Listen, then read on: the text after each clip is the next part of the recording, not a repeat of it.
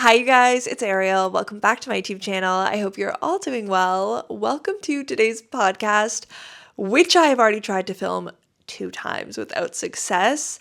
I love podcasts. I think they're such a fun way to connect with you guys on a more personal level that's on a second channel and that's different from my more formal videos on my main channel.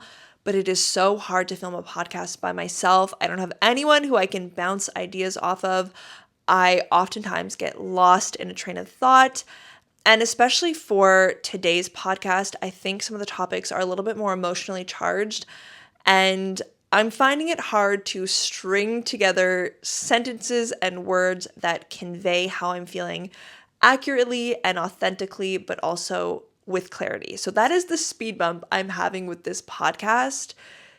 In today's video, I want to talk about our trip to Greece, which we just got back from, and I also want to talk about more juicy topics like the drama of being blocked by a huge creator that you know and definitely follow.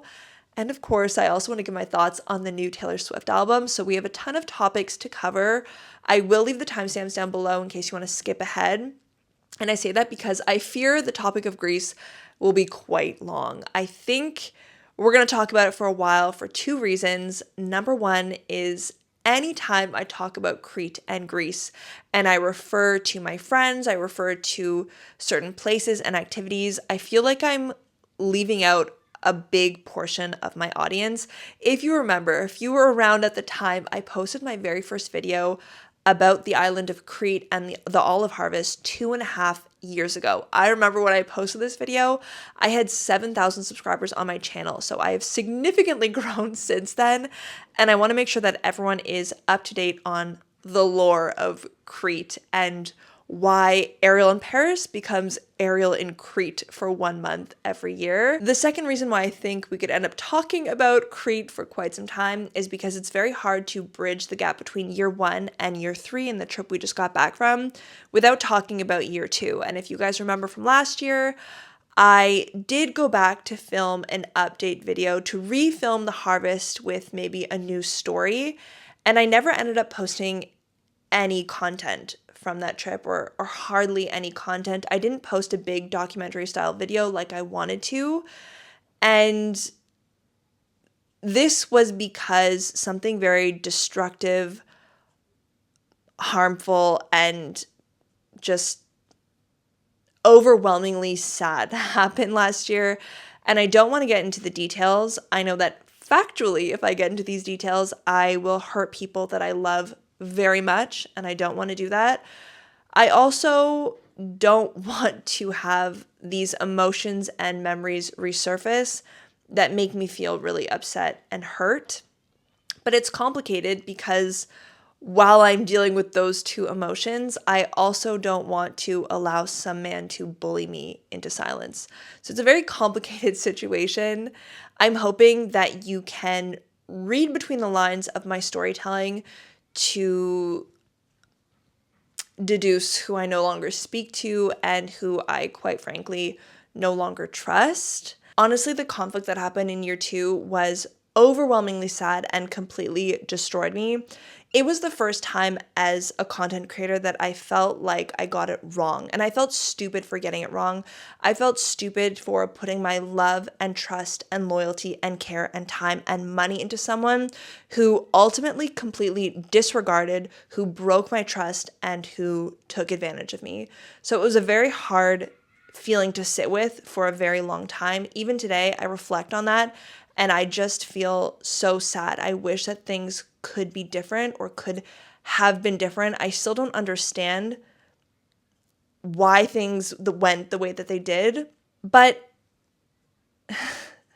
there were really positive things that did come out of that horrible time, which we will talk about when we get to year 2.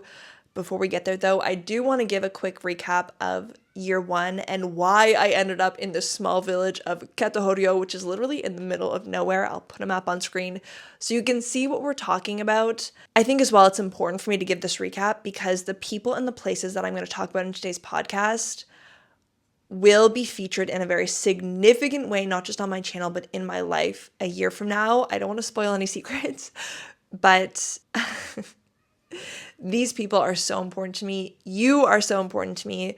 And this is my way of sort of introducing you to, and that way in the future, everything will make sense.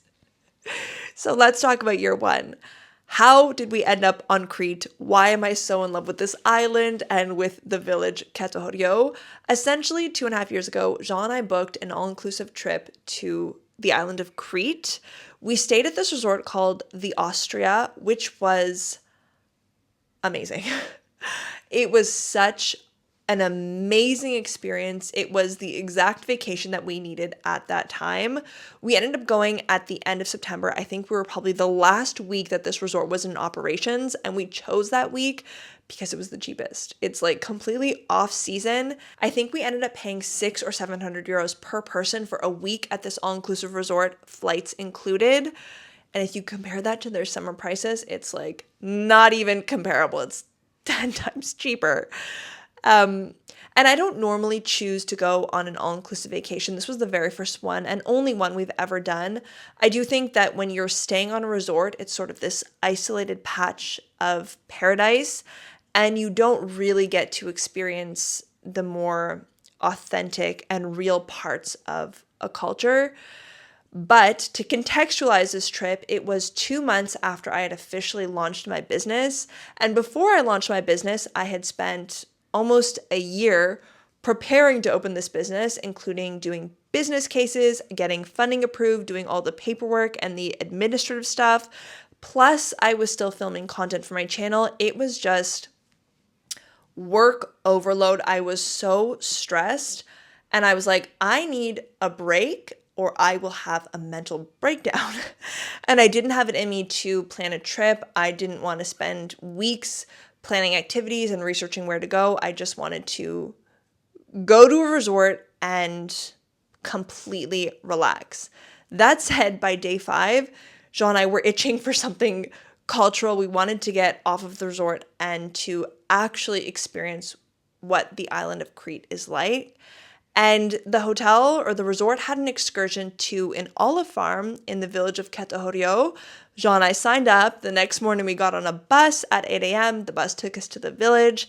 And that is where we met George and Zilke for the first time. Now, George and Zilke are 2 organic olive farmers who take care of their trees throughout the year, and then they make extra virgin organic olive oil. Not just that, but they also have this very innovative product, which are aromatized oils that have sort of the scents and flavors of Crete. And they're made in this ingenious way that requires a lot of work and effort, but it's so worth it. They don't simply add like an essential oil or, drops of a scent or a flavor into their oils. What they do is they have their own garden of basil, mint, oregano, lemons, limes, mandarins, skinos, all of that. And they grow it, they harvest it, and then they use that and infuse it into their olive oil. It's just the most beautiful process. It's so interesting, and they're very inspiring.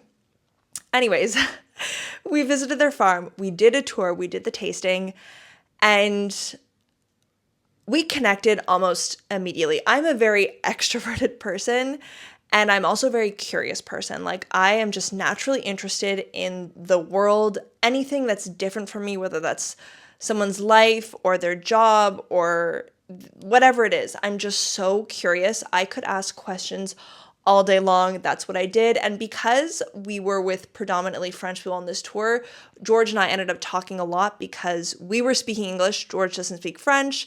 So most of the tour I spent by his side learning and talking and really just appreciating being in their farm. When I was a kid, my number one dream was to become a farmer. So I think I was just very much in awe of the place that we were.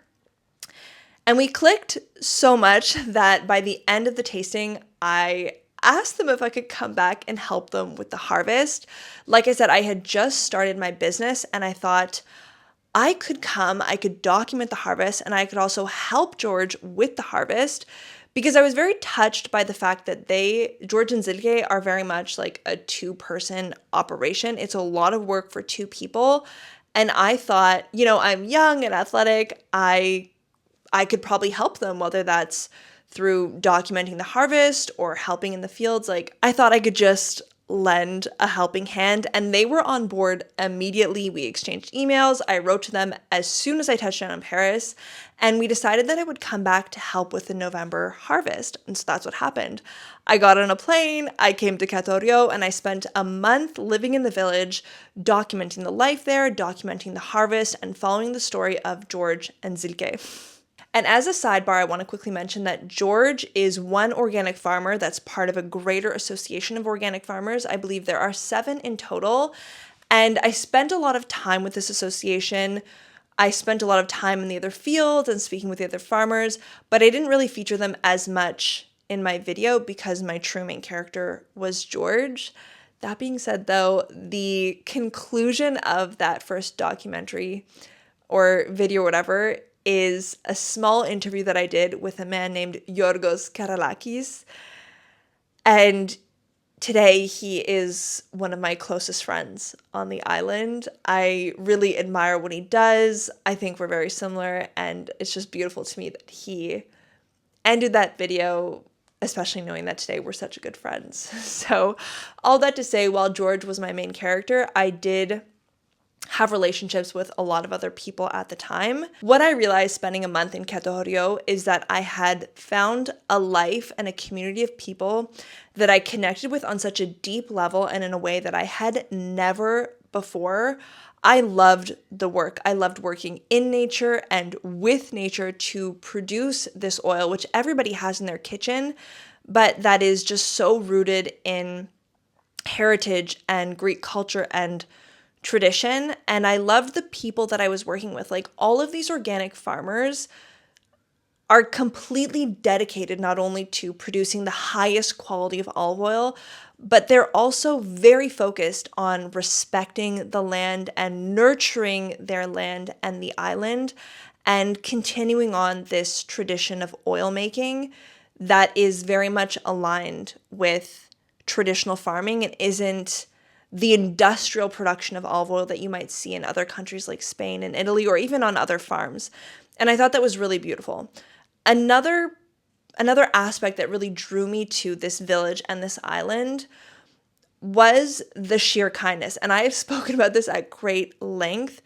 But when I arrived in this village, I was just this girl with her camera who didn't speak a word of Greek, and every single person welcomed me with open arms. Every single person I met welcomed me into their homes. They shared their knowledge with me. They shared their stories with me. They allowed me to film their lives. It was shocking to me, honestly, coming from a city like Paris that's so busy and chaotic and very focused on the individual. Like, it's a very individualistic culture. Katorio, on the other hand, was completely community-based, and that is very much aligned with what I value. I'm someone who thinks that we thrive when the community thrives. I have an abundance mentality. I want to help anywhere that I can, and that was just the complete way of living in this village, especially during the harvest. Like, all of the farmers were looking out for each other. They were lending a helping hand when it was needed. You would go to these parties and everybody would bring food and someone would bring wine and someone would play music. And it was just constantly this space where people would come together and help each other and really truly enjoy being a part of a community, as opposed to only focusing on thriving as an individual. And like I said, that is just something that I really connect with, and that's something that I look for in my own life. And so because of all these reasons, I really felt drawn to this island, and I felt like for the first time in my life, I had met people that I loved and connected with almost immediately, and purpose in life. It was a very transformative trip, and because of that, once I finished this first video, once it was on my channel, we obviously stayed in touch. And I was like, maybe I should come back and film part 2. I had no idea what I wanted to film, but I did know that I wanted to do better. While I do really like that first video that I made, I very stupidly posted it on YouTube at 720p, which is like the lowest quality that you can upload a video to YouTube on. And for a video that took 4 months of work, it's just so disheartening to find editing errors and to upload in such low quality. I really wanted to give it a second try. I wanted to tell a new story and, of course, come back and see all of these people that I had really grown to love and care about. And so I mentioned it to George. He agreed. He was excited. And the next year, I came back for another month in November. Now, what I want to make clear right from the start is that no matter who I'm working with, no matter if it's for a week, for a day, or for a month, I am all into a project. A month especially is very different. It's very serious for me because I'm giving up a month of my life and a month of my business in Paris to come and work on a project. And while you guys might only see the videos that I post, there is a lot more that goes into any collaboration with anyone that I work with. For all of the chefs, the artists, the farmers, the small businesses that I feature on my channel, know that I have spent an entire day, if not more, in their shop, in their restaurant, on their farm, filming them, interviewing them. That in and of itself takes minimum 1 day, if not more. Then there's the whole editing process, and then you see the video. But what you don't see is everything else that I try and do for this business. That could be photography, that could be video editing, that could be creating content for their social media. All of these things are typically parts of marketing that are paid for. Like if a content creator is doing this, they typically will charge money for it, and they should, because it's a lot of work, it's a lot of time, and the equipment that I also bring is very expensive. Now, when I work with small businesses, I am fully aware that they don't have any sort of marketing budget, and so I am happy to do this for free because, like I've said, I've established a relationship, I've established trust with this business. And ultimately, I think that what they're doing is something that I want to showcase to the world, something that I want to show you guys. If you think of Paris, for example, I want to take you into the small businesses and I want to show you the hidden gems of Paris. I don't care if anyone is paying me to do so. Like, that is important to me. And I don't care if it takes time. I don't care if I have weeks of sleepless nights. When I am committing to a project, I am dedicated and I will help in every single aspect. To refer this back to like George, for example, when I came in year 1, I did all of the product photo shoots. I had my drone, I had my professional camera. I was doing videos for the website, panoramic photos for the website, filming content for the Instagram, doing the photos that were ultimately put up in the boutique as posters and all that. Like, I want to help in any way that I can. But when I am dedicating so much time and effort, I certainly expect that to be reciprocated, at least at the same level of commitment. And ultimately what happened is that didn't end up panning out. That's why I don't have a video. I didn't get to make a video last year, is because I came to the island for a month and there was nothing to film, I guess, to put it simply.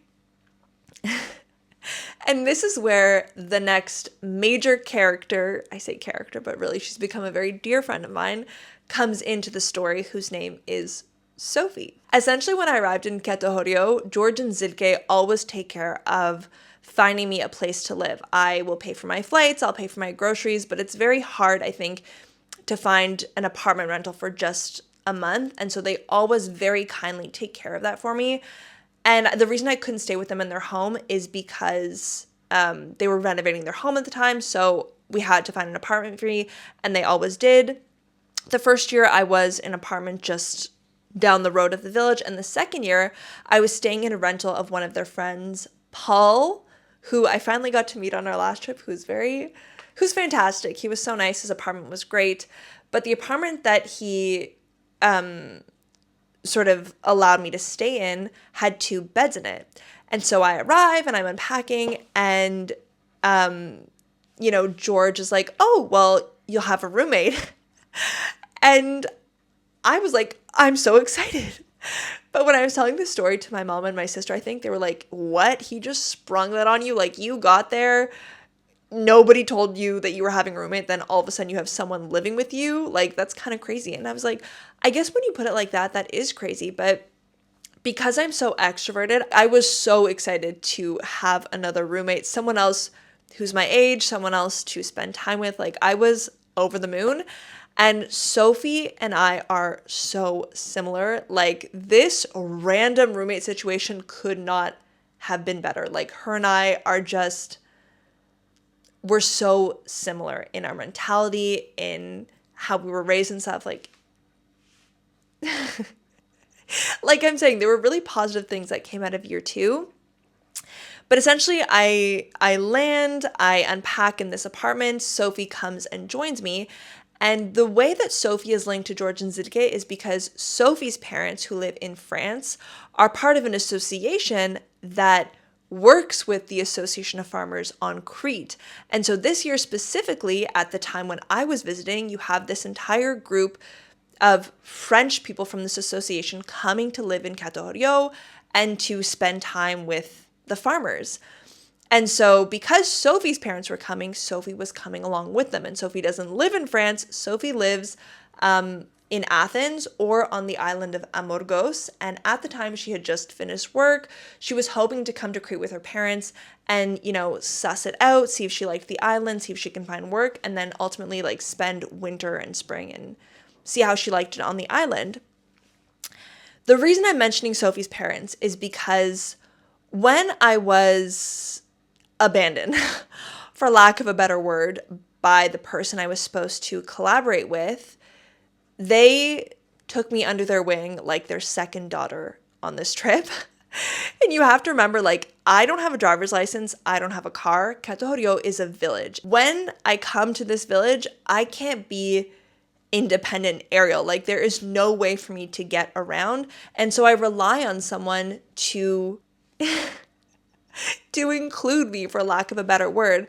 I think as well, when I had been sort of cast aside, I lost my point of contact. Like, yes, I had made all of these relationships with all of these different farmers and people that I had met on my trip in year 1, but my point of contact was no longer communicating with me. And so I didn't really have a way to link to the rest of the group.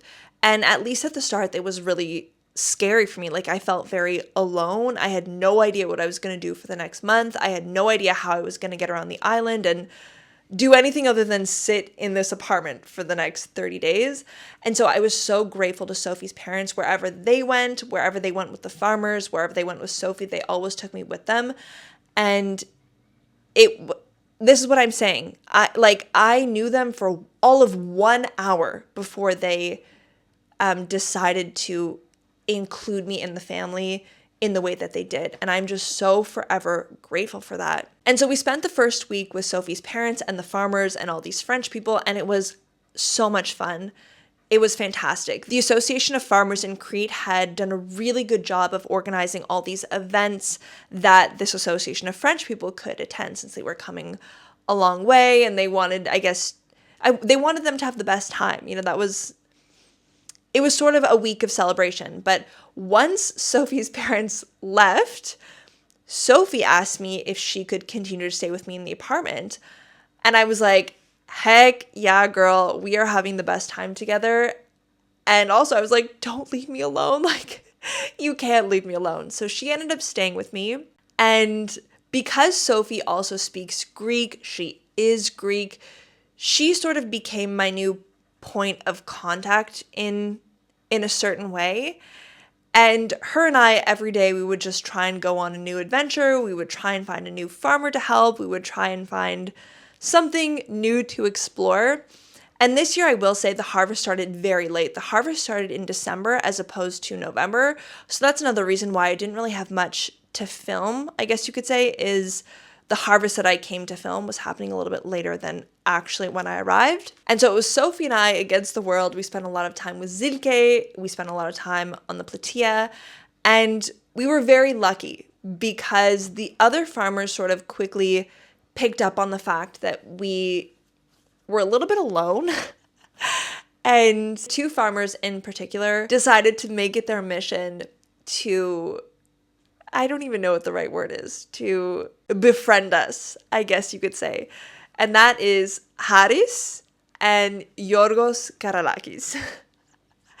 And so for the rest of the month, we harvested olives in their fields. We spent time at the olive mill because Karalakis was running the olive mill at the same time as well. So we did a lot of different random jobs. And Yorgos Karalakis' brother also owns this amazing restaurant in Crete. It's called Aia Parakevi. Aias Parakevi. I never get the pronunciation right. I'll put the little name on screen so you guys can see. And so through these farmers, we sort of continued our time in Crete, hanging out with other people and helping other people. And that's sort of the good that came out of this trip, is that it was less about filming and more about building connections with people that I had met in year one, but didn't necessarily focus as much on. I'm thinking of other people that I want to tell you about, but Zilke, for example, we would go with her to the market in Ierapetra and we would meet her friends and her friends' daughters. We have Trish, who's in Ketohorio, and we have Brigitte, who's in Ierapetra, and her daughter and her sons. Like, everybody sort of did their part to bring us into the community for the last 3 weeks of our trip.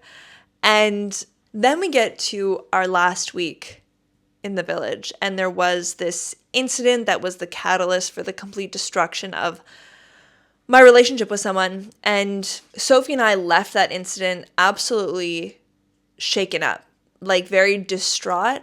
And it was Haris and Karalakis who sort of came to the rescue. I remember that last night like it was yesterday, because Karalakis and Haris come and they pick us up in Ketorio and we're blasting Greek music in the car, and they take us to a restaurant on the beach in Ierapetra, and we just spent the entire night chatting and laughing, and it was the best night ever.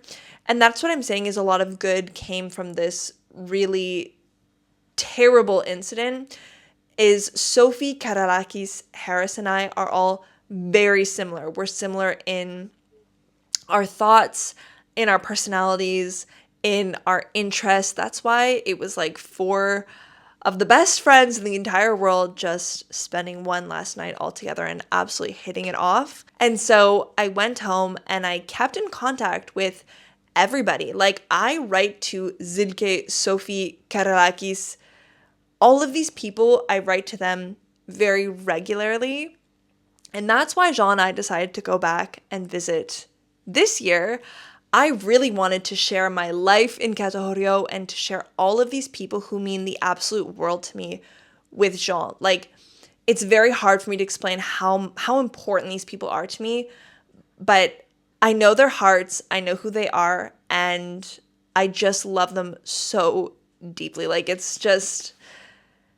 This is why I've had to refilm this podcast 70 times, is because it's so hard for me to convey these emotions. Anyways, we come back to Crete and we spent the first 2 days with Sophie in Salakanos, and I actually have my photo album here so I can show you guys pictures as we're talking about it. Okay, so our first 2 mornings we spent with Sophie in the Salakano Mountains. This is Jean.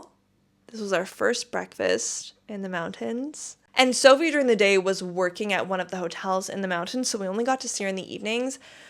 And this girl is this is what I'm saying, her and I are so similar. The day that we arrived, our flight was delayed by 4 hours. We were supposed to arrive at 8 p.m. We arrived at midnight, and Sophie drove all the way down the mountain to sort of pick us up and lead us up the mountain, because it's a very like rural part of the mountain. There is one stone road that takes you there. She didn't want us to get lost. And knowing that she has to get up at 6 a.m. for work, it was just so touching to me that she, stayed up and waited for us and made sure we got to her house safely. And so on the evening of night 2, we ended up going for dinner with Zilke. You can see we're just the most smiley. I swear, in another world, we are 3 Cretan sisters, and it was so much fun to reunite all together. Just the girls, chatting away. Of course, John was there as well. He's one of the girls, though. and it was a really fun night. Then our third night, again, Sophie's like here with us every single night, getting up early to go to work. Like, it was a crazy first couple days. But we ended up going to dinner with Karalakis and, of course, Sophie. So this is the group photo. This is Sophie and I. And this is Karalakis opening the gift that we brought him from Paris. And then the next day, we also saw Yorgos and Sophie for lunch, which is crazy. Like, we were cramming in all this time together in the span of like 2 or 3 days. And we went to Yorgos Karalakis' brother's restaurant, Aiske Parkevi. So this is him and Sophie. And this is Jean enjoying the traditional goat cheese, honey, and puff pastry cake. I think it's called Midi Tropica, but it's delicious. And this is a photo I want you guys to keep in mind for later. This is Jean and I on that day. Hopefully you can see. But yeah, before we went to lunch, we actually spent the morning in Yorgos Karalakis' gardens in the Salakano Mountains. So because he didn't want us to damage our rental car, he ended up coming all the way to Katohorio to pick us up and then to drive us back up the mountain. And Sophie came to meet us in the mountain as well because, sorry, I forgot to mention, but after we spent 2 nights with Sophie, we then came down to Katohorio and we spent the rest of our vacation staying with Zilke. Zilke, the love of my life. But anyways, that's what I'm saying is people are so kind. Yorgos Karalakis is so kind. He drove down to Katohorio, picked us up, and we went back up with him to the Salakano Mountains, which is where his family's from. And we went through his gardens with him. We harvested all these different fruits and nuts and vegetables. And he gave us a tour, and it was just the best morning possible. And then he handed us these bags of fruits and veggies and nuts. He's like, here, take this home, take this to Zidke, like, enjoy all this. And they were so good. Oh my gosh, the fruits and veggies from his gardens on the mountains were some of the best I have ever had in my life. But that's when we went to the restaurant, is after the gardening and all that. We went to the restaurant. And then Yorgos Karalakis had to go back to work. But then Sophie gave us a tour of this abandoned village called Christos. And we got to see like these older Greek mountain villages that are not inhabited today, but are still intact to the point where you can see the architecture.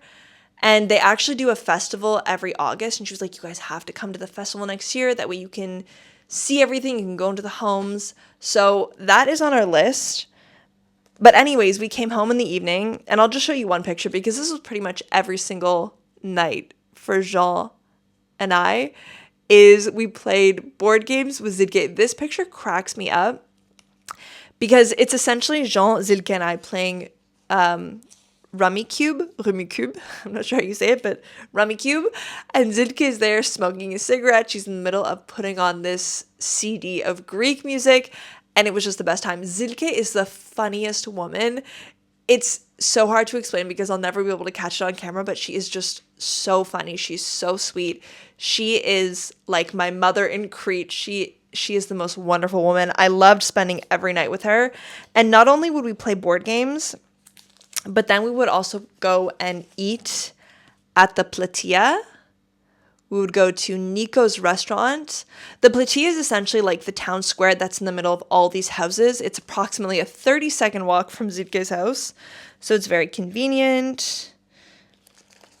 This is Nico. This is the man who owns the taverna, and that is his future wife.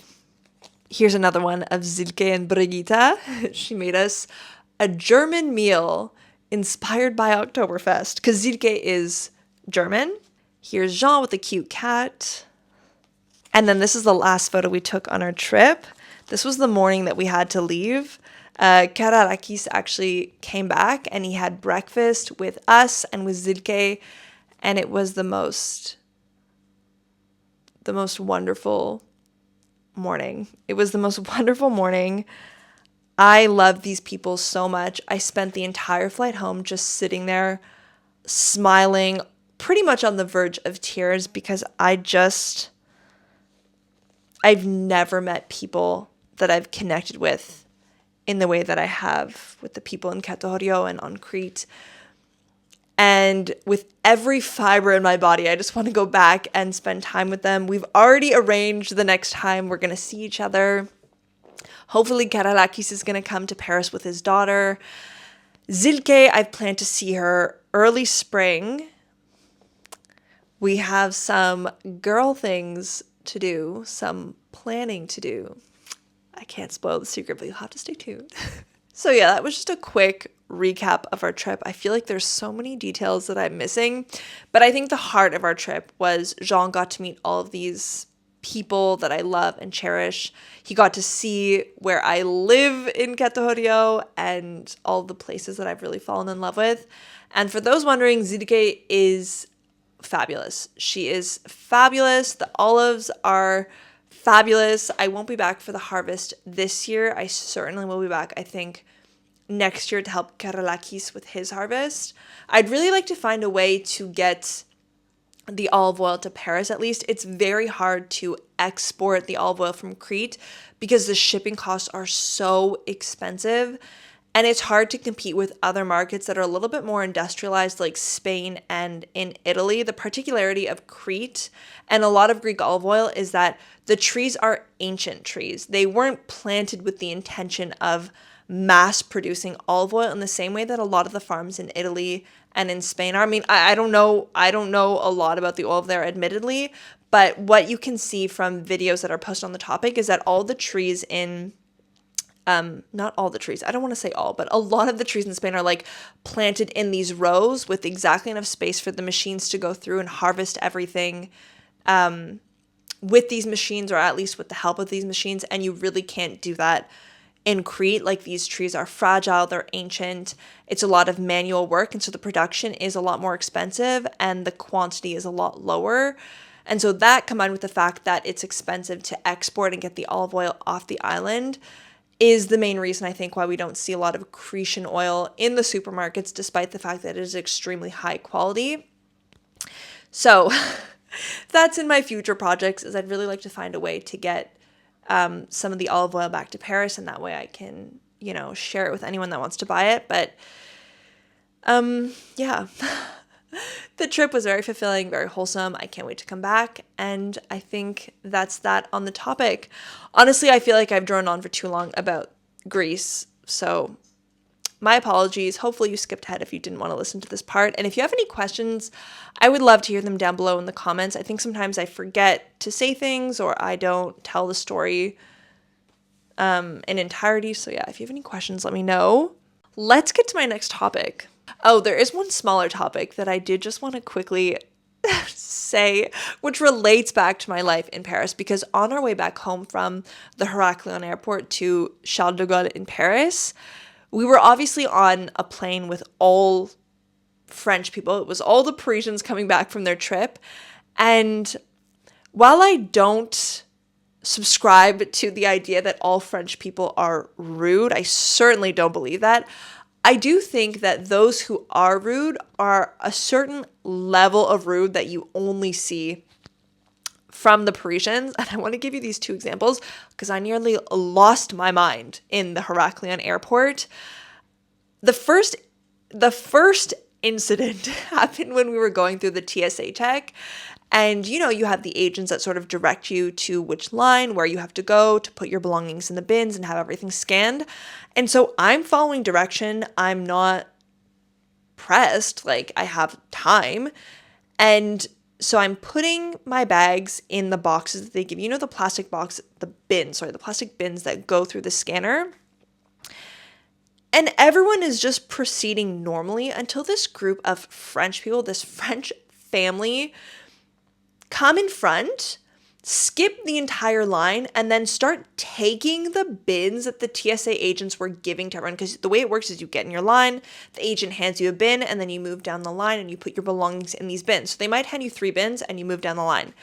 And so this TSA agent handed this one person their bins, they move down, and these French people come in, cut the line, and start putting their belongings in this person's bin. And we were all shocked. And I was like, absolutely not.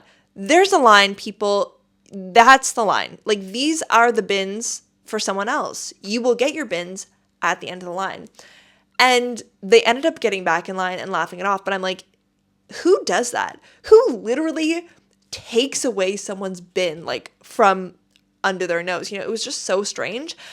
And then we get to the gate and I am first in line because I was there before they even announced it. I just noticed that they had the sign that said that our gate had changed, and because they hadn't announced it, no one was there yet. So I was first in line, ready to have my boarding pass scanned and to get on the bus and get on the airplane. And then this French lady comes up, walks in front of me, and I go, "Oh, like, yeah, I'm also waiting to board this flight." And she goes, "So?" And I'm like, "Oh, well, I'm in line to board this flight." She's like, "That's nice." And I didn't even know what to say. I was like, "Oh, like, you're just gonna cut in front of me like that?" What? And so then the agent comes to scan our boarding passes and to get us, you know, onto the bus and onto the flight. And she starts scanning this woman's boarding pass. And I'm still in shock that she just had no shame to cut right in front of me when I was literally standing in line. And she couldn't figure out how to get the boarding pass on her phone and stuff. And I didn't know exactly what to say, but I was just like, wow, I actually cannot believe that you just did that. And she snaps at me. She goes, "Ça suffit." And it's hard to explain to you what "ça suffit" means in French, like explain the true meaning of it. It's essentially like, that's enough. Shut up. Like, enough. And I'm like, how dare you give me attitude when you're the one that is this really rude person that completely cut in front of me in line? And it's like, I don't know. I've never experienced that. Like, usually people have the social cues and the social etiquette to stand in a line if there is one. Like, I fully understand needing to be at the front if you're pregnant, if you have kids, if you're elderly. Like, I'm not against people going to the front of the line, but it's just like, to just blatantly cut in front of someone for no reason and be like, "So what? What are you going to do about it? Shut up," is so weird to me, especially coming from a grown adult. And I just thought, man, you are fueling the fire of people who think French people are the rudest people on the planet. And obviously it's not a blanket statement. Like, there are tons of really nice French people, but it's cases like this where I just turn to Jean. I'm like, I can't. Sometimes French people get me, and it's in a way unlike anything I've ever experienced. It's like that other time when I was explaining how I was walking on this pedestrian-only zone, and this French woman runs me over with her bike and yells at me like I'm the one walking in a pedestrian zone. Oh my God, yeah. I thought that was a funny little anecdote of my encounter with a very rude Parisian. Okay, let's try and do one more topic before the sun completely sets and I have to go turn on a light. Let's talk about getting blocked. Girls, let me tell you, this is the first time I've ever been blocked in my life. I am the same person in real life as you see on this camera. I am honest. I'm genuine. I am someone who seeks to avoid conflict at all costs. I'm a people pleaser in many ways. Like I've said, I want to see people thrive. I'm all for community. I'm all for other people succeeding in life. My friends say this about me, like I am unproblematic. I'm an unproblematic queen. I stay in my lane. I help people in other lanes when they need my help. And if not, I stay back in my lane. And it might be surprising to you, but I don't have any friends who are in the content creation space. Like, I'm very much removed from social media other than my work and posting videos. Like, I live a very normal life. I'm a very normal person. All of my friends are just normal people, and I like it that way. Like, I post normal content. I think I'm a pretty level-headed, regular person. And so it is surprising to me when I get blocked for no reason. And the reason I want to talk about it is because I'm hoping maybe you guys will have some ideas as to why. I won't say the name of this creator who blocked me. All I'll say is I know you follow them. There's a certain set of creators, I think, in Paris and in France that everybody tends to at least know about. And so anyways, this one creator I had never met in real life, but I had sort of been introduced to in some virtual way. And when I first knew about this creator, they were definitely not small, but they had maybe like, I want to say 200,000 subscribers or followers or whatever, and much more than I have. And I had never really been introduced to them formally, but I think we both knew about each other through a mutual friend, a mutual content creator. And there was one time when I responded to their Instagram story because they had posted this clip of this really beautiful piece of handcrafted jewelry, and they were speaking really highly about this creator this artist who made this jewelry. And I thought it was stunning. And so I think I left a quick comment being like, that is so beautiful. Thank you so much for sharing. And they responded and whatever, it was nice. And then what happened? Oh yeah, then this creator got huge. They massively dominated their platform. The content they were making was so fantastic. And I was genuinely inspired by their growth. Like, it was so clear that they had put in all of this work, and for that to lead to this like explosion of success, of followers, of subscribers, of views, like I was as a fellow content creator, I was like, wow, that's really inspiring.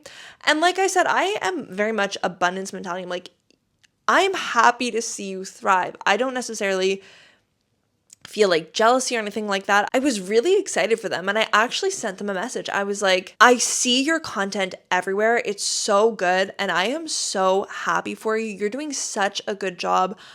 I just could not be happier for you. A massive congratulations. I just sent them a quick message. And maybe I shouldn't have. That's the whole parasocialness of it. I had never met this person in real life, but I was just, like I said, so inspired. I sent them this message. And they responded really kindly, I'll add. And that was it. Like, I liked the message and I moved on with my life. Like, voila. Then, like, months later, this happened a month ago, but it was months after that last message, I was like, oh, I don't see their content anymore. Like, that's so weird. Let me go to their page. And I went to their page and I couldn't see it. And the first thought that crossed my mind was, oh my gosh, I hope they're okay. I was thinking like they had this explosion of success and visibility. And I know how isolating it can be as a content creator when you are the only person that you work with. It can be very isolating, it can be lonely, and it can be stressful, and it can be hard if you receive really negative comments and stuff. And so my first thought was, I hope she didn't like temporarily deactivate her account because she's going through something.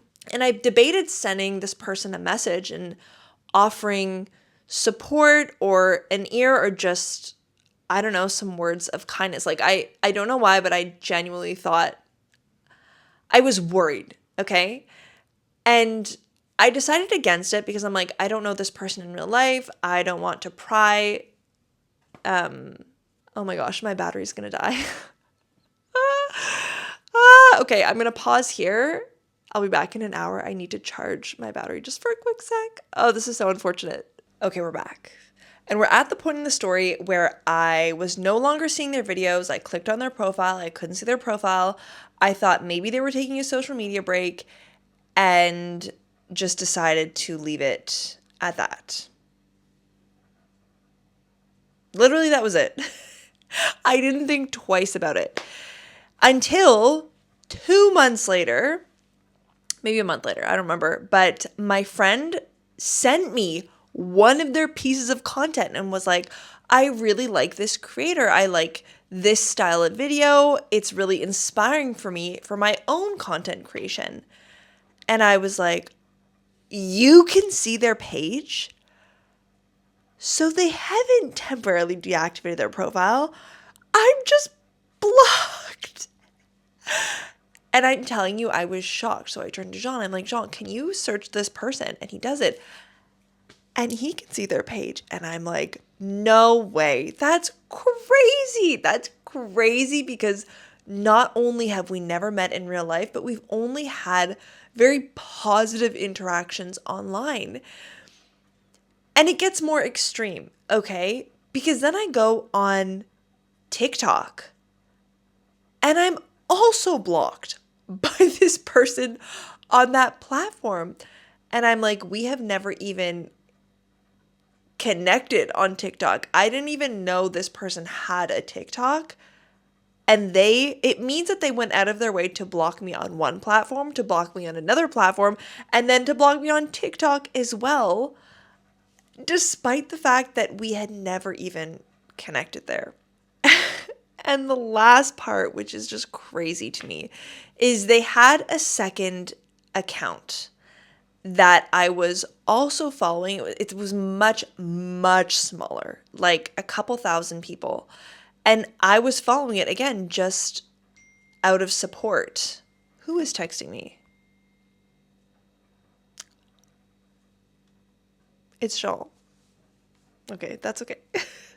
Anyways, this content creator had this second account that I was following out of support, and I realized that I was removed as a follower. I wasn't blocked, but they had removed me from following this account. And I was kind of distraught, like this has never happened to me. And so I asked my friends what they thought. And their first hypothesis was that there is some sort of juicy piece of gossip going around in the content creation space about me. And I was like, that's just not possible. Like, I don't know any other content creators in Paris. There is nothing to gossip about because I don't know anyone. And so that really feels like it's not the reason I was blocked. And so I'm wondering if this has ever happened to you guys, or if you have any other hypothesis as to what would lead me to be blocked despite not knowing someone in real life, not ever interacting with someone in real life, and only having these positive interactions online. I would be curious to know your thoughts because it is honestly very confusing to me. I've never had this happen. I wouldn't say it bothers me anymore, but yeah, I'm still like curious as to why. And I'm sure at some point in this lifetime, I will run into this creator. Like, it happens all the time that you run into people in the same circles, in the same profession at least. And so I'm sure there will come a point where I will run into this person and maybe I'll find out one day, but it was just I guess it was a bad feeling. It was a bad feeling to feel like someone doesn't like me and to not understand why and not even have the opportunity to fix things if there is something to be fixed. Like when you're blocked, you can't speak with the other person, right? And so it doesn't even allow the chance for reconciliation if that is required. So yeah, that was my juicy bit of drama, my first time ever being blocked. Let's move on to my thoughts on the Taylor Swift album, which might get me blocked by some of you guys. I know anytime I talk about Taylor Swift, it's a little bit controversial because I would say I'm a nostalgic Swiftie. I grew up listening to Taylor Swift. Her songs had a grip on me. When I was going through my first heartbreak, I remember just sobbing to White Horse on, I think that's the name of the song. Anyways, I remember sobbing to one of these sad love songs on the bathroom floor. And I remember listening to Fearless when I had my first kiss. Like, I'm a nostalgic Swiftie. And after listening to the album, I mean, I don't want to pile on to the hate because I know there's a lot of negative commentary going on about this album, but in all honesty, I don't like it. And I've never had a Taylor Swift album that didn't grow on me or that I didn't like over time. Like Tortured Poets Department was, I think, a hard one for a lot of people. But ultimately, I listened to it enough times and I really, really vibe with some of the songs. I love Down Bad. I love I love a lot of the songs on the anthology. I can't remember their names right now, but Robin, I don't know. I do like a lot of the songs on Tortured Poets Department, and I didn't like that album at the start. The problem that I have with The Life of a Showgirl is I feel like the album as a whole is out of touch with reality, out of touch with what's going on around the world at this moment in time. I guess I'm going to go into a couple of the songs, but to elaborate on that, there is a diss track on this album that is speculated to be towards another woman.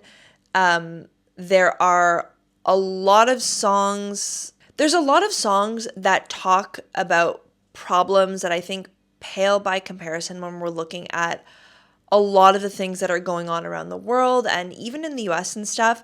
And I think that when it comes to calling people out, when it comes to writing diss tracks and stuff, I was genuinely disappointed that she didn't write the diss track for some other people, some other men who have said explicitly terrible things about Taylor. Like, I don't know, calling her a lonely cat lady or saying she's not hot. Like, those are just the first two that come to mind.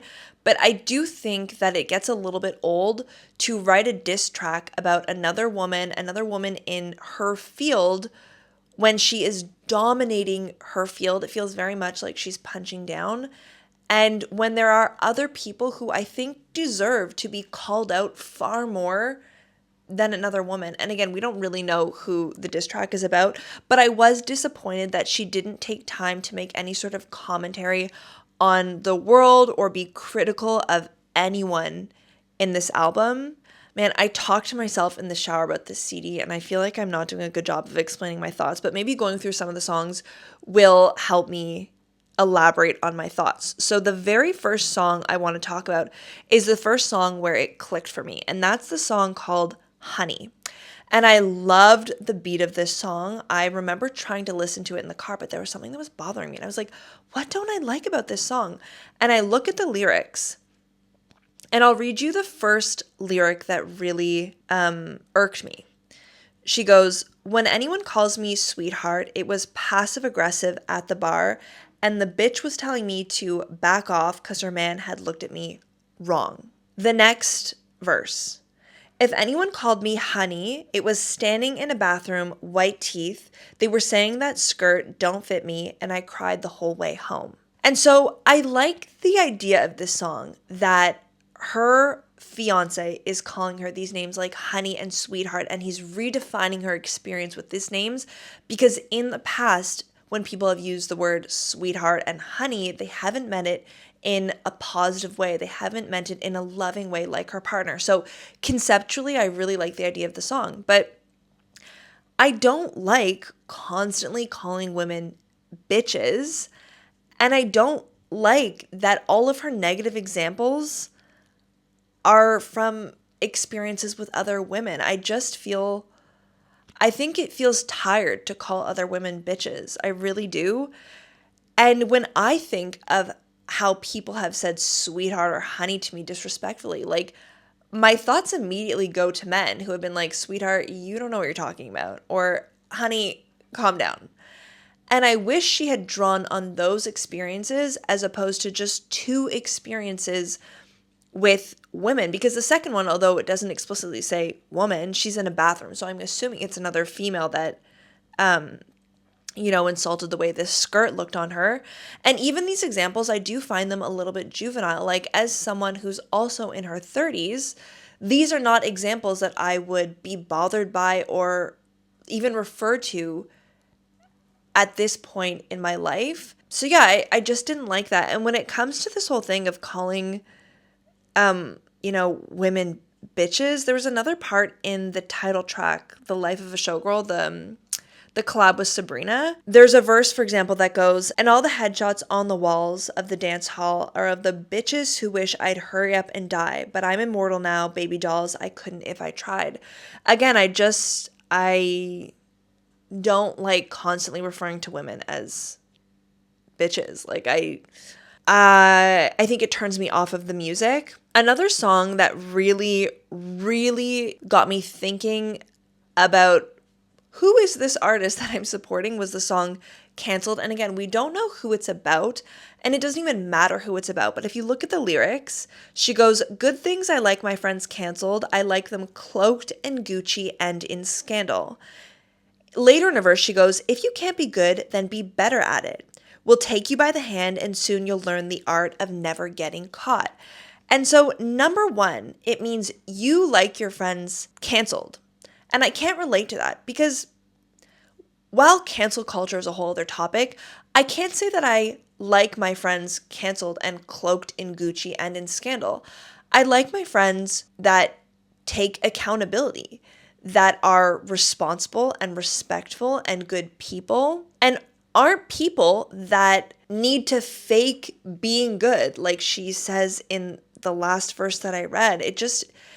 It makes me question, like, are you a good person if you're telling your friends that you'll take them by the hand and teach them how to not get caught? Like, it feels like it's a very dark song. And I don't know, I really didn't like that, because when I think of my friends, I wouldn't say I like my friends canceled. Like, I want my friends to be good people. I want my friends to be caring and kind people. I want to be all of that. Like, I don't know. Again, we don't know what these songs are about, so it could be something totally different. But from what I'm reading in the lyrics, I didn't really like it. And I'll also add, just as a sidebar, I don't like the fact that she even referred to Gucci, and this is just me being nitpicky. But if you look at the history of Gucci and like the original bylaws of Gucci, the father was very adamant that women should not be a part of the business, should not have any shares in the business. And so when he passed away, in his will, he left the business to his sons, and his daughter was left completely empty-handed, despite having largely contributed to building this empire. And so I actively, in my own life, it's a personal choice, I actively don't ever search for like vintage Gucci pieces when I'm on Vinted, and it's not really a brand that I would ever want to name drop in a song or in my content, because I think it's deeply upsetting, that sort of mentality. And of course, we would hope that the brand has changed and evolved and everything, but that whole story about the daughter being left high and dry, I think, leaves a bit of a bad taste in my mouth. So again, I wouldn't say I like my friends cloaked in Gucci and in scandal. Certainly not. And I should say that all my opinions are very much subjective. Like, I'm just giving my opinion, I'm giving my thoughts, and I'm relating to these songs on how I connect with them or don't connect with them.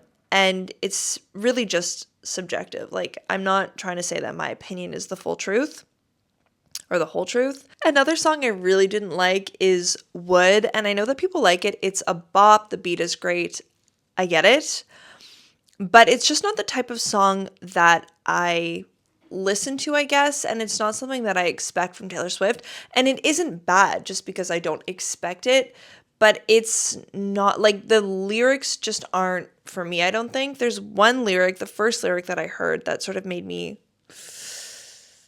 I don't know, that I didn't vibe with. It goes, "Redwood tree, it ain't hard to see, his love was the key that opened my thighs." I don't know. It's not my cup of tea. I think another thing that shocked me is that this is her first album since announcing her engagement.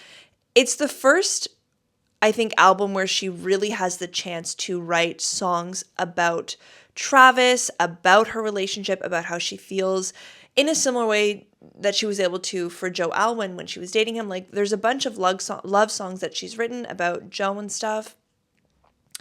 And again, I don't know this person, right? Like, all I want to say about this song and this album is that it surprised me that because it's the first album after her engagement, there wasn't this like stand-alone love song that I was expecting.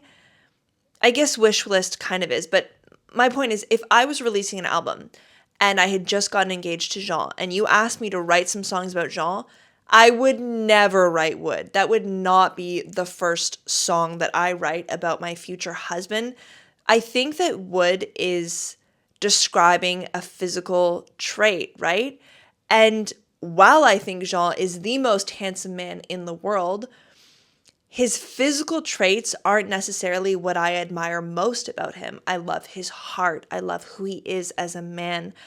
I think he's so funny. I think he's so smart. I love him as my partner. Like, there are so many things that I would say that I love about Jean before I write a song like Would, you know? And I think that's what surprised me. And also, that's something that I didn't connect with. Again, it's her first album since the engagement. I was just expecting a different kind of song about her fiance. And that's not me being critical. Like, anyone can write whatever they want. It's just I didn't connect to that. And I guess the last song that I have notes on, I didn't go through every single song. I just wrote a couple notes on the songs that I had things to say about right off the bat.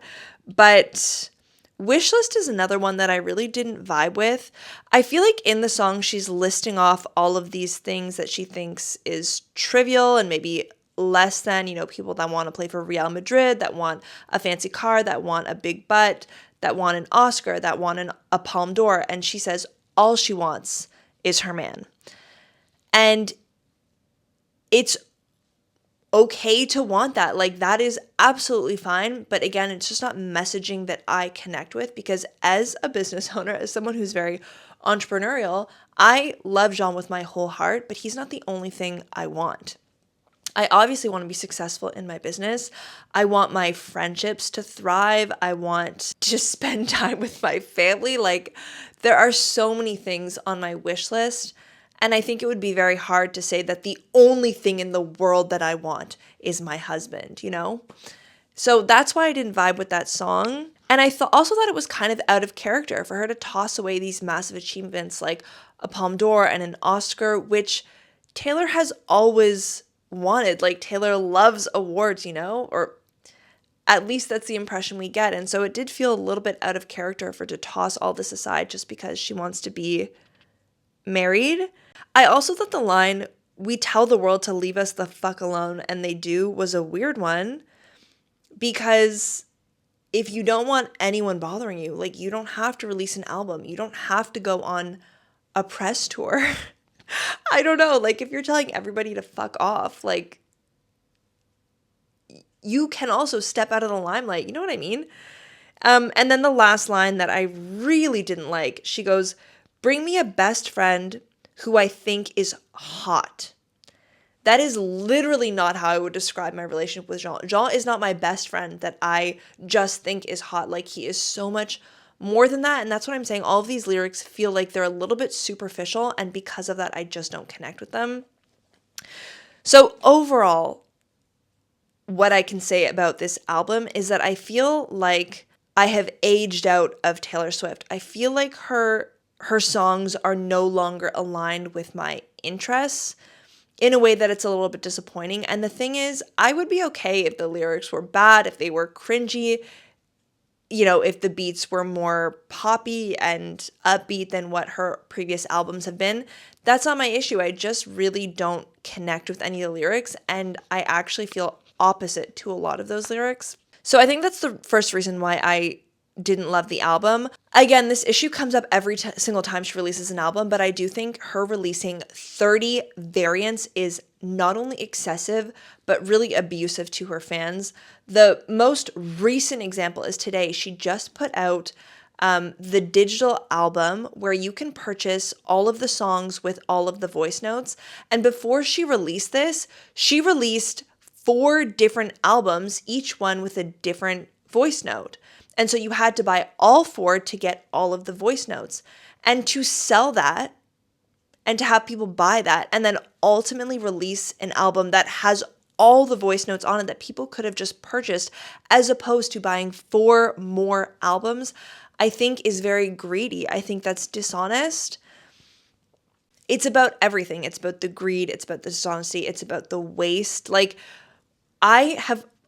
you guys know this. I've wanted to release merch for a very long time, but I just will not release anything that I don't think is sustainable enough or ethical enough. And so when I see someone like Taylor Swift, who is releasing all of these different CDs that will take billions of years to biodegrade, I do think it feeds into this idea of overconsumption. And when we're living in a world where there is a real cost of living crisis, I do think it is greedy to have a rollout be done in this way with so many other variants. I thought the whole AI video thing was wrong. I mean, people have already said this. I'm just, repeating what people already think. But in order, or part of the rollout, she had these AI videos that sort of, once they were all found and released, they led to the lyric video of whichever song. And people found that they were very obviously AI videos. They weren't CGI videos that require a real person to do real art. They were just AI generated videos.